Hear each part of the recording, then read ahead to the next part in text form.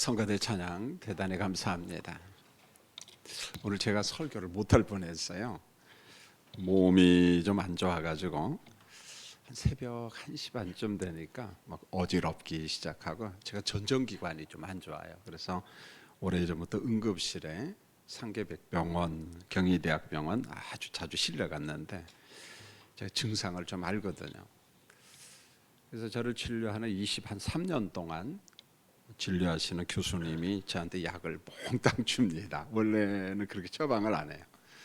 그래서 목사님이 상태가 안 좋으면은 2배, 8배까지 먹도록 저한테 이야기를 해줘요. 그래서 2배, 4배, 8배. 이게 자신감이 없는 거예요. 한 5시 반쯤에 목사님들한테 전화해서 내가 설교 못할 수도 있으니까 준비한 설교를 준비하라. 우리 교회는 준비가 돼 있습니다. 대타칠 목사님들이. 근데 막 어질어질하지만 이게 한번 가능하겠다. 설교를 이렇게 시작했는데 얼마나 감사한지 모르겠어요. 그래서 제가 축도 광고 이런 건 못하고 제가 강단에 손을 잡고 이렇게 설교를 하려고 합니다. 오늘 설교는 마태복음 5번째 설교입니다. 제가 다음 주에 6번째 설교하고 이제 마가복음으로 이제 넘어가려고 합니다. 여러분, 오늘 본문을 3군데나 적었잖아요. 그럴 만한 이유가 있습니다. 마태복음에 보면 큰 주제가 5개인데 그 첫 번째가 뭐냐면 예수 그리스도의 오심. 그래서 아브라함과 다윗과 그의 자손 가운데 예수 그리스도가 오셨다. 계보라. 역사 안에서 그리스도의 오심에 대해서 설명을 하고 있어요. 그 다음에 2번째로 예수님의 공생의 사역인데, 여러분 사적 생활을 다 마치고 이제 한 30살이 넘은 다음에 공적 사역을 하는데 그냥 뭐 대충 하지 않고 하나님의 뜻대로 세례 요한으로부터 세례를 받죠. 그리고 난 다음에 성령의 이끄심을 따라서 광야에 가서 기도로 준비를 합니다. 인성을 입으신 예수님도 성령과 함께 일을 하셨습니다. 그 다음에 이제 3번째가 예수님의 갈릴리 사역인데, 예수님이 주로 갈릴리에서 초기 사역을 해요.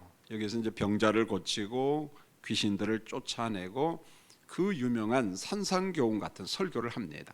여러분, 산상교훈의 말씀을 보면은 어떤 그 제자 도지요, 성도가 이렇게 살아야 된다. 그래서 산상교훈의 말씀을 그대로 좀 접목한 게 야고보서에 보면은 사람이 믿음으로 의롭다 여김을 받는다. 그러니까 그냥 믿음으로 난 구원받았으니까 대충 살면 되지 않겠느냐. 너 그러면 안 된다. 그래서 예수님의 제자답게 살아야 된다. 그래서 야고보서 같은 경우에도 우리가 믿음으로 구원받았으면 반드시 뭐가 동반돼야 돼요? 삶, 행위가 동반돼야 된다. 그래서 믿노라 하면서 행함이 없으면 그 사람의 믿음은 뭐라고 했어요? 죽은 거다. 그렇게 이야기했습니다. 그래서 산상교훈의 말씀이 마치 그 야고보서에 보면 그대로 나오는 것 같아요. 보면은. 그다음에 이제 예수님의 사역의 후반기, 공생의 사역의 후반기, 그리고 이제 예수님께서 순환받고 십자가에 죽지요. 그리고 난 다음에 이제 예수님의 지상 사역의 마지막이 5번째로 나오는데, 이때 예수님께서 땅에서 40일간 살아요. 그래서 제자들에게 그리스도께서 살아나셨다, 이걸 여러 번 또 가르치죠. 여러분, 오늘은 4번째 주제에 해당되는데 마태복음 14장 1절에서부터 20장 34절까지 예수님의 공생의 사역 후반기. 자, 여기서 우리가 꼭 기억해야 될 게, 공생의 사역 후반기 하니까 그런갑다. 그런데 여러분, 그렇게 접근하면 안 돼요. 여러분, 예수님의 공생의 사역 후반기는 잠시 후면은 어떤 시간이 있어요? 십자가의 죽음의 시간이 있거든요. 죽음을 눈앞에 두고 사역했다는 거예요. 여러분, 이런 겁니다. 여러분이 지금 언제 죽는다는 걸 모르니까 기분 좋게 살고 자신감 있게 살아요. 그런데 가끔 가다가 우리 교인들 가운데 말기암 환자는 내가 언제 죽는다는 걸 대충 알아요. 일주일 후, 한 달 후. 그러면 삶의 질이 어떨까요? 내가 한 달 후에 죽는다라고 하는 계획이 있는데 나머지 한 달간을 어떻게 살 것인가. 물론 열심히 살려고 노력하지만 인생이 정말 착잡하지 않겠습니까? 내가 한 달 후에 내 자녀들과 손자 손녀와 떨어지고 부부가 헤어져 산다. 여러분 얼마나 외롭고 고독하고 얼마나 마음이 복잡하겠습니까? 여러분 예수님의 사역이 똑같은 거예요. 인성을 입으신 예수님께서 이제 얼마 후 지나면 내가 죽는다라고 생각했을 때 그의 마음이 얼마나 곤고했겠어요. 그래서 감람산에 올라가서 십자가를 지기 전에 기도하잖아요. 아버지 뜻대로 되기를 원합니다. 할 수만 있다면 이 잔을 좀 안 받고 좀 지나갔으면 어떨까. 예수님도 그랬다는 거예요. 여러분 오늘 제가 예수님의 공생의 사역 후반기 설교를 들을 때 그냥 대충 들으면 안 되고 이 설교 후에 이 일 후에 예수님이 죽는구나. 그러면서 우리 삶에 적용하면은 굉장히 깊은 은혜를 받을 수가 있습니다. 자, 마태복음 14장에 보면 세례 요한의 죽음 기사가 나와요. 자, 이 당시 헤롯 왕이 왕이었는데 이 못된 사람이 이복 동생 빌립의 아내 헤로디아를 취합니다. 그러니까 남동생의 아내를 자기가 데려가는 거예요. 보면은 여러분 이스라엘 땅에서 팔레스틴 땅에서 하나님의 말씀이 있는 땅에서 이것은 불법이거든요. 그래서 헤롯 왕을 세례 요한이 책망합니다. 그건 말씀에 위반된 거다. 그런데 왕이잖아요. 감히 왕을 책망해? 그래서 세례 요한을 갖다가 감옥에다가 가두어 버렸습니다. 어느 날 잔치를 베풀어요.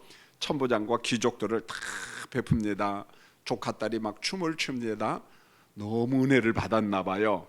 조카딸이 춤을 추고 하니까 물어봤어요. 원하면 내가 나라의 절반도 주겠다.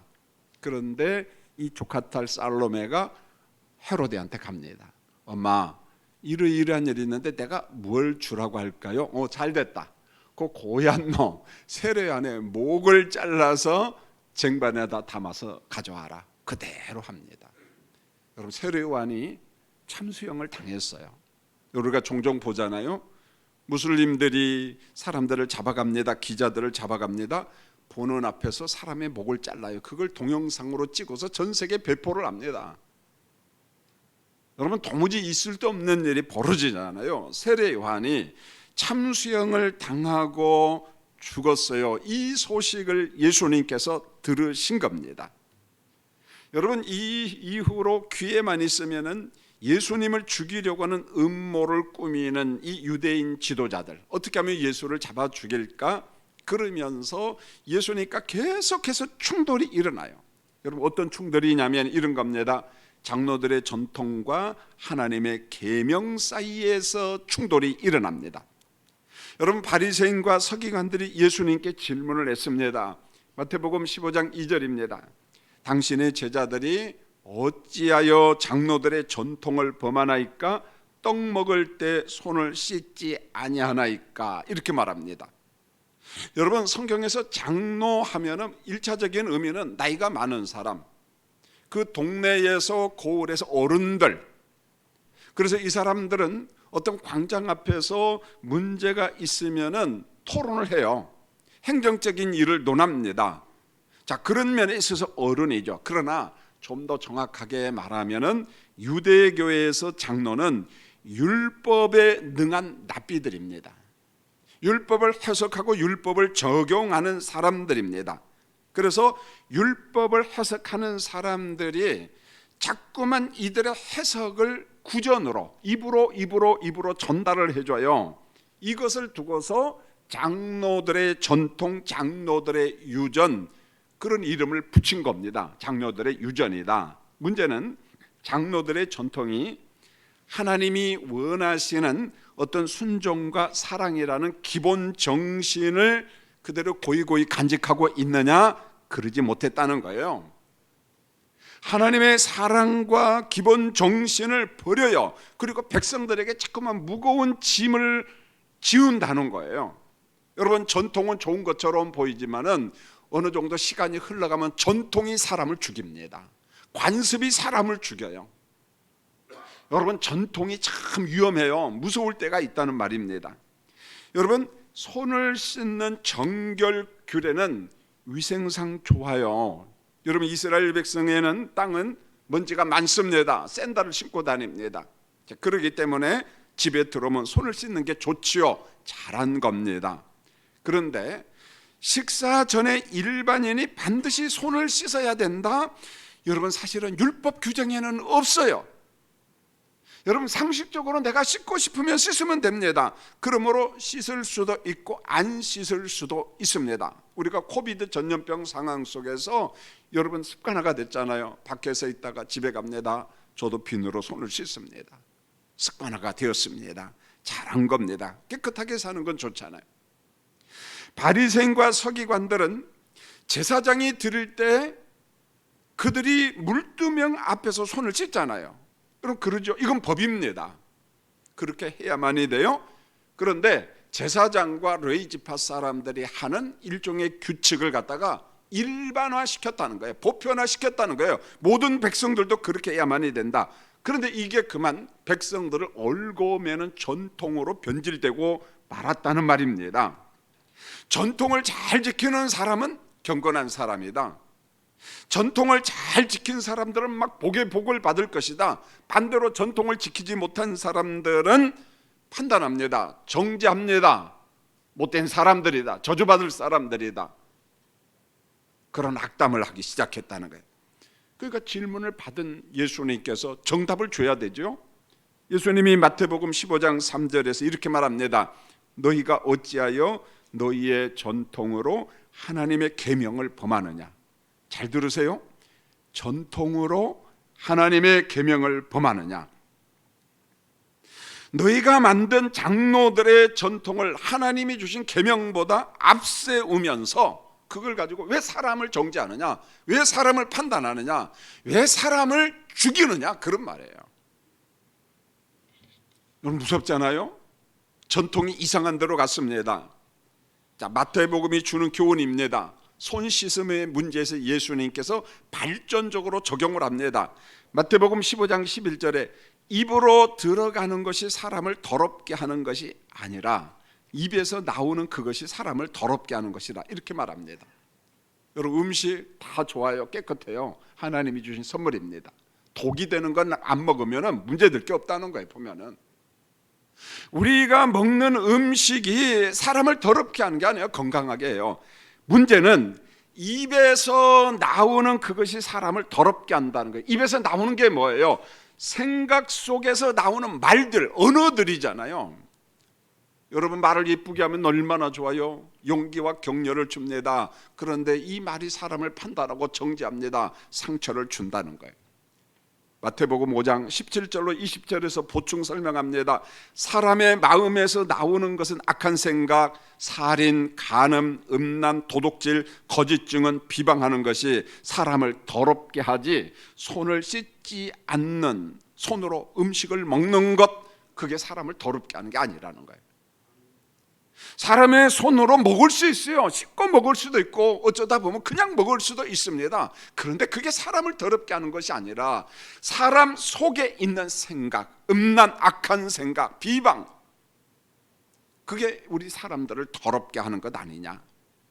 바리새인과 서기관들은 하나님의 계명을 순전하게 지키는 것이 아니라 율법을 자꾸만 묘하게 변질시킵니다.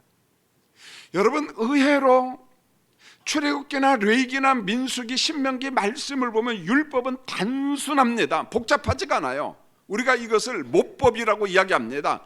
이렇게 하라 하지 말라, 단순합니다. 그런데 사람들이 율법을 잘 지킨답시고 거기에다가 가지치기를 만들어요. 세칙을 만들어요. 10개, 100개. 사람이 도무지 지키지 못할 규정을 만들어요. 그리고 그 규정을 가지고 사람들을 판단하고 정죄합니다.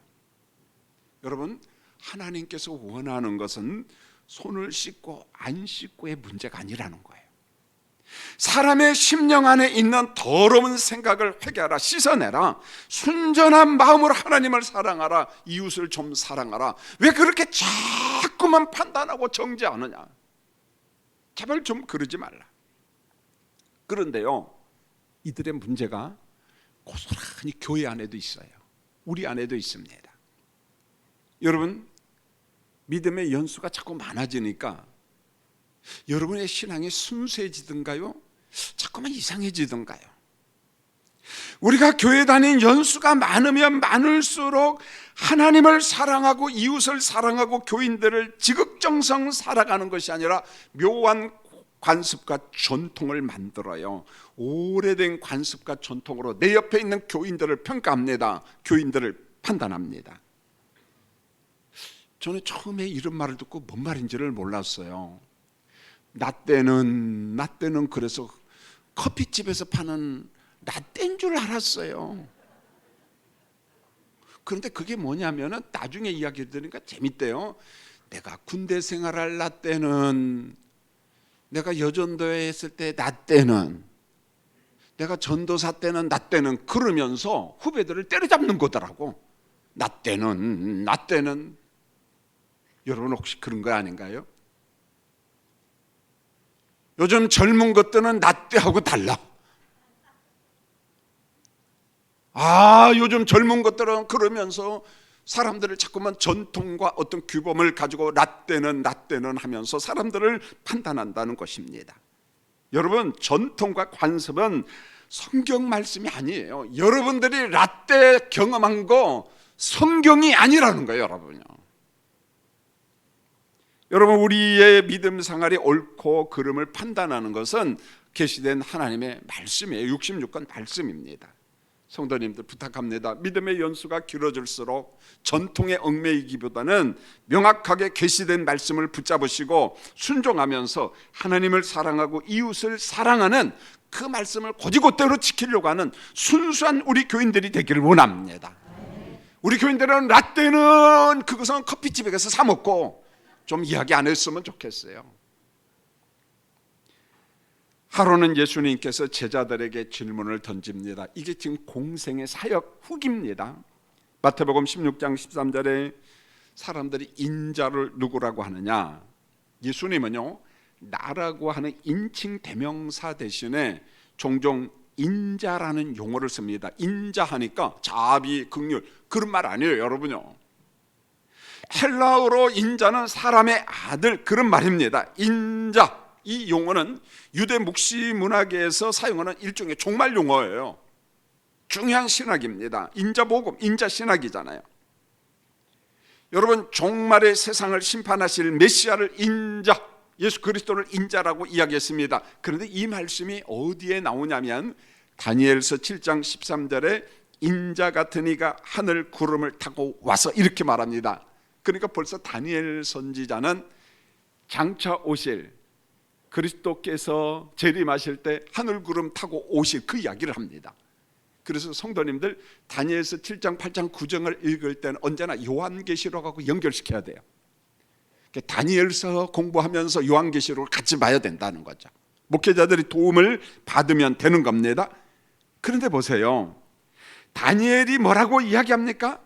하늘 구름을 타고 오실 인자 그랬어요. 메시아입니다. 그리스도입니다. 그런데 예수님도 뭐라고 이야기합니까? 자기를 일컬어서 나는 그렇게 말씀하셔. 인자는 그렇게 말해요. 다니엘과 예수님이 말씀하신 인자는 메시아입니다. 그리스도입니다.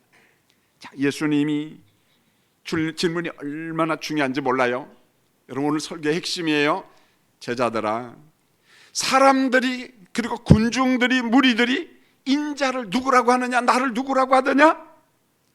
그랬더니 제자들이 그 들은 이야기를 합니다. 예수님, 사람들이 예수님을 일컬어서 큰 선지자 중에 한 사람입니다.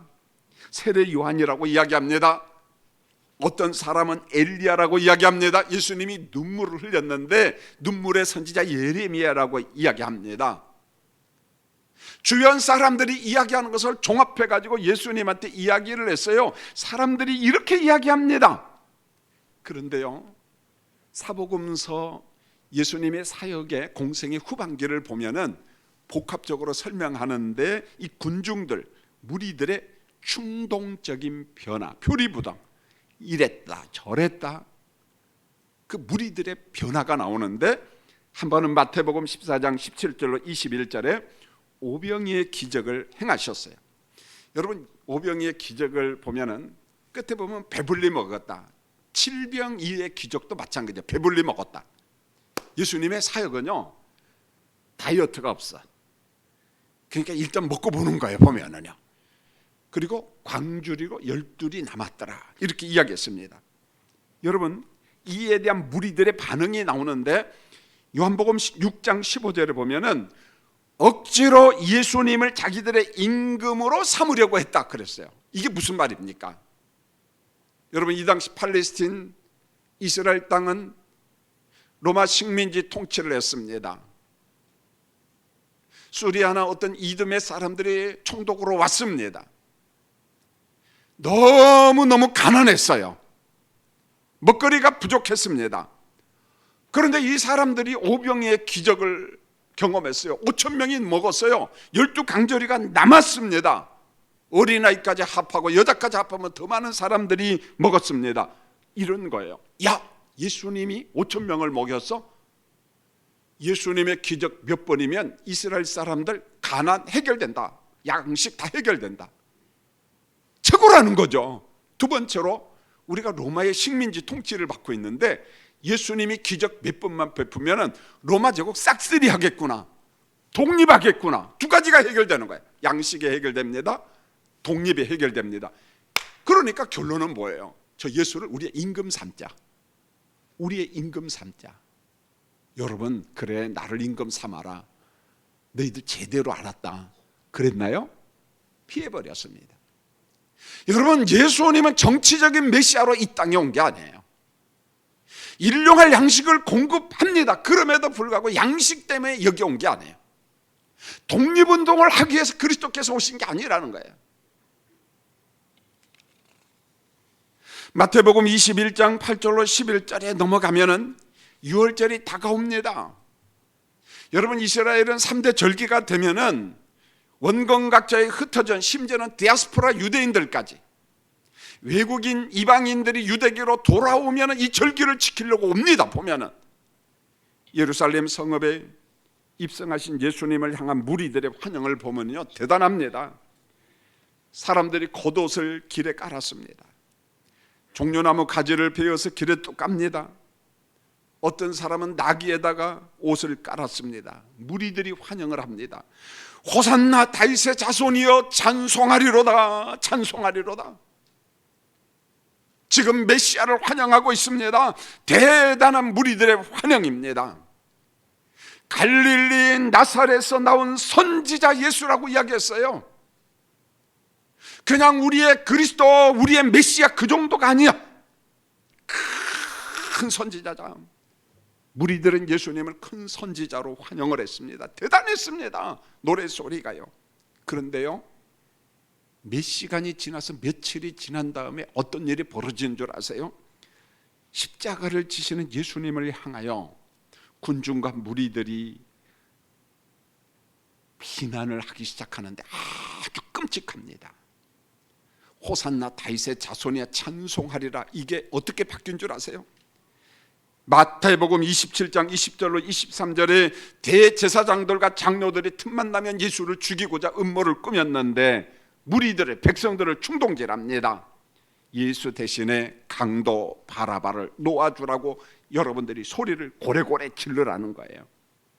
이 사람들이 누굽니까? 조금 전에 그리스도를 환영했던 사람들이에요. 예수님을 임금으로 삼으려고 했던 사람들입니다.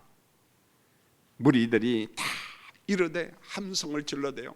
예수를 십자가에 못 박아라. 예수를 십자가에 못 박아라. 무슨 이유로 못 박으려는? 난 그 사람한테 죄를 발견하지 못했다. 그러니까 빌라도 총독을 향하여 소리를 더 고래고래 지르면서 빌라도가 깜짝 놀랐어요. 이러다가 밀란, 반란이 일어나면 내 목 잘리는데? 여러분, 무리와 군중들은 진리와 바름을 붙잡고 사는 사람들이 아니라는 거예요. 일부의 정치꾼들과 일부의 종교꾼들, 그들이 선동하면 끌려다닙니다. 여기 갔다 저기 갔다. 빵이 있으면 빵 있는 쪽으로 가요. 사람들이 소리 지르면 그쪽으로 달려갑니다. 분명한 진리에 대한 신앙 고백이 없는 자들이라는 거예요. 여러분, 내가 예수를 믿어도 분명한 신앙 고백, 말씀에 대한 고백이 없으면은 끌려다녀요. 끌려다닙니다. 군중들의 평가를 들은 예수님께서 질문을 합니다. 마태복음 16장 15절에 오늘 이 말씀을 우리 삶에 적용해야 돼요. 그리고 고백해야 됩니다. 군중들과 달리 너희는 나를 누구라고 하느냐? 무리들과 달리 제자들아 너희는 나를 누구라고 하느냐? 내가 누구냐? 제자들을 대표해서 베드로가 고백합니다. 베드로 한 사람만의 고백이 아니에요. 제자들의 고백입니다. 마태복음 16장 16절에 주는 그리스도시요 살아계신 하나님의 아들이십니다. 우리 앞에 예수님은 구약의 예언자들이 예언한 메시아입니다. 그리스도입니다. 기름 부음을 받으신 분입니다. 살아계신 하나님의 아들입니다. 여러분, 베드로의 답변을 들으신 예수님께서 너무너무 기분이 좋았어요. 극찬을 합니다. 베드로야, 네 말이 옳다. 네 대답이 옳다. 베드로의 대답은 하나님의 깨닫게 하시며 성령이 알려주신 겁니다. 여러분, 진리의 깨닫, 성령이 깨닫게 하시는 거예요. 보혜사 영이 깨닫게 하시는 겁니다. 늘상 예배 드릴 때마다 사모하세요. 하나님, 오늘도 내 감정이 열려서 감탄받기를 원합니다. 내 지각을 열어서 진리를 깨닫게 해주세요. 깨달음이 있어야 되는 거예요. 여러분, 군중과 제자들은 진리에 대한 깨달음이 달라야 된다. 이게 예수님의 요구입니다. 단순히 예수님은 떡과 물고기를 주시는 분 그 이상, 귀신을 쫓아내고 병자를 고치는 그 이상, 그걸 알아야 된다. 그 이상을. 예수님은 살아계신 하나님의 아들이십니다. 그리스도입니다. 메시아입니다. 나의 구주 되십니다. 그걸 고백하라는 거예요. 여러분, 다시금 확인합니다. 성령이 주신 믿음으로 예수님의 십자가를 믿고 부활을 믿고 그로 인하여 우리는 의롭다 구원받은 인침받은 백성임을 믿습니다. 베드로의 고백이 우리의 고백이어야만이 돼요. 여러분, 우리의 고백은 분명해야 됩니다. 예수는 그리스도입니다. 나의 구주십니다. 나의 생명이십니다.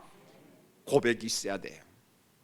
여러분, 끝으로 마태복음이 강조하는 것은 예수님의 순한 예고예요. 이때 진짜를 이야기합니다. 내가 십자가에 죽고 제3일에 살아나다. 자그마치 이게 마태복음 16장 21절, 17장 9절, 22절, 23절, 20장 17절로 19절. 이게 왜 그럴까요? 여러분, 히브리서 9장 22절에 보면은 율법을 따라 거의 모든 물건이 피로써 정결하게 다나니 피 흘림이 없은즉 사함이 없다. 사람도 마찬가지입니다. 여러분, 율법에는 율법의 의가 있어요. 율법을 100% 지키면 의롭다 인침 받는다는 거예요. 그런데 아담 때부터 행위 율법을 범했어요. 율법 아래에 있는 사람이 율법을 지킬 능력이 없어요. 죄삭은 사망이라고 하는 모든 저주를 다 받았습니다. 하나님이 연구하셨어요. 율법 아래서 정죄받은 인생들을 어떻게 건져내지? 방법이 없는 거예요. 모든 사람이 죄를 범하였으면 하나님의 영광에 도달할 수가 없습니다. 이때 연구한 게 뭡니까? 성자를 성육신시켜서 이 땅에 보내는 거예요. 어디로? 율법 아래로 오신 거예요. 예수님이 율법 밖에 아니라는 거예요. 율법 아래에 오셔서 율법의 정죄를 다 받았어요. 대가를 지불했어요. 그게 뭡니까? 속죄 양이에요. 죽음이에요. 피 흘려 죽으신 겁니다. 예수님이 죽을 때 우리도 그와 함께 연합하여 죽었어요. 성경은 말합니다. 율법 아래 오셔서 속죄 양으로 죽으신 예수님의 십자가를 믿느냐? 예수님의 부활을 믿느냐? 생명의 주님을 믿느냐? 성령께서 우리에게 믿음을 주셨어요. 그 믿음을 가지고 나는 다 믿습니다 라고 고백하니까 하나님의 의가 우리에게 전가된 겁니다. 오, 믿어? 아멘. 좋다. 너는 지금부터 의롭다 여김을 받았으니. 여러분, 확인합니다. 예수 십자가 믿나요? 부활 믿나요? 생명의 주를 믿습니까? 그것을 믿음으로 고백할 때, 인정할 때 하나님의 의, 하나님의 사랑, 하나님의 은혜가 우리에게 그대로 오는 거예요. 우리가 의롭다 여김을 받는 겁니다. 여러분, 구원은 믿음으로 받는 거예요. 믿음으로 구원받은 백성이 사는 것도 오직 의인은 믿음으로 말미암아 살리라. 믿음으로 구원받고 믿음으로 사는 겁니다. 이게 성경의 정답이에요. 죄가 없으신 예수님은 십자가에서 피 흘려 죽는 속죄양이 되었습니다. 십자가의 죽음을 예고하신 예수님께서 드디어 결론을 냅니다. 공생의 사역 마지막이에요. 마태복음 20장 26절에 27절에 너희 중에 누구든지 크고자 하는 자는 섬기는 자가 되라. 너희 중에 누구든지 으뜸이 되고 하는 자는 너희의 종이 되어라. 세상의 통치자와 예수님과는 삶의 방식이 달라요. 세상 보세요. 통치자가 됩니다. 권력을 잡사요. 물론 유능한 사람을 등용하기도 하지만은 어중이 떠중이 등용해가지고요, 사회 문제가 되잖아요. 우리나라는 그런 것을 비일비재 보고 있잖아요. 경제 수준은 정말 높아졌어요. 세계 선진국입니다. 세계 10대 경제 대국입니다. 그런데 백성들의 정신의식은, 정치가의 의식은 보면 후진국에 아직도 기가 막혀요. 선거판만 되면 백성들도 후진국이에요.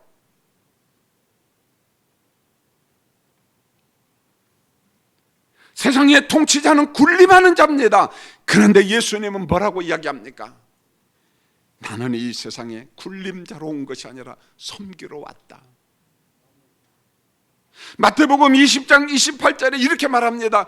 인자이신 그리스도께서 오신 것은 섬김을 받으려 하심이 아니라 도리어 섬기려 하고 자기 목숨을 많은 사람의 대속물로 주려 왔다. 난 죽으러 왔다는 거예요. 이게 예수님의 모습입니다. 이게 교회의 모습입니다. 예수님이 누굽니까? 분명히 잡으셔야 돼요.